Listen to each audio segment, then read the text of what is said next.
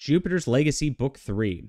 Now, books 1 and 2 are actually prequels by Mark Millar and some different artists. And this one is the original one, Jupiter's Legacy 1 through 5, with Frank Quietly. Now, the prequels do give a lot of backstory to the older characters who are in this. It's always interesting with the prequels. Should you read this first or should you read the prequels first? I don't know.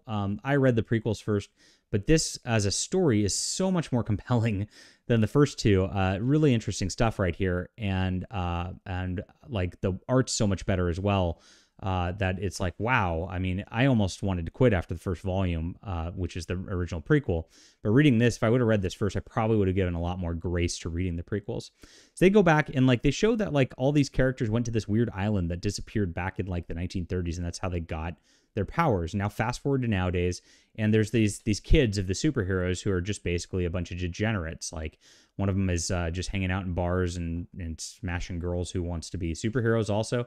You see Frank Quietly's art's just like top tier here, as it always is. He just is very expressive. Superheroes look really good, and the designs are beautiful too all the way around.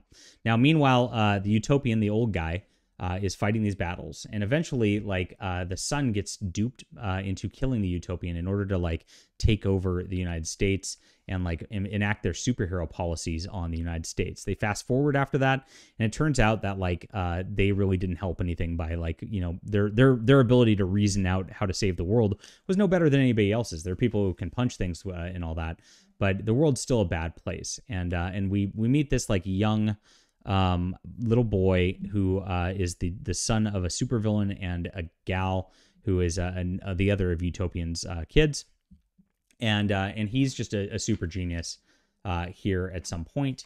And I gotta get past that page. We see like some talk about their relationship at some point, and then it's very gory. By the way, I mean like when they kill the Utopian. And I was talking about the plot a little ahead of where I was turning on things. It ends up really messing them. It gets pretty nasty on this front.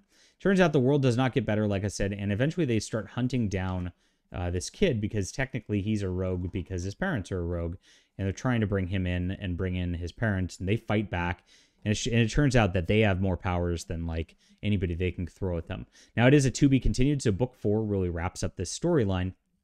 But as it is on this one, this was a very gripping read, and it actually makes me want to watch the Netflix shows, which is something that the prior volumes did not make me want to do at all. Love Frank Quietly's art. I think the coloring looks really good on this. Everything all the way around is just a happy sort of deal. And I wouldn't say happy. It's a very dark storyline, and there is a bunch of like rated R stuff in here on that level. I'd say the characters, other than the little kid who's like kind of a utopian too, are not shining examples of morality. But on that front, the storyline, like I said, was gripping, fast-paced, and I was invested in all the character storylines in this. Great work by the team. So I'll call this a 9 out of 10. Leave a comment down below with what you think about this. Hit that like and subscribe button. We'll be back soon.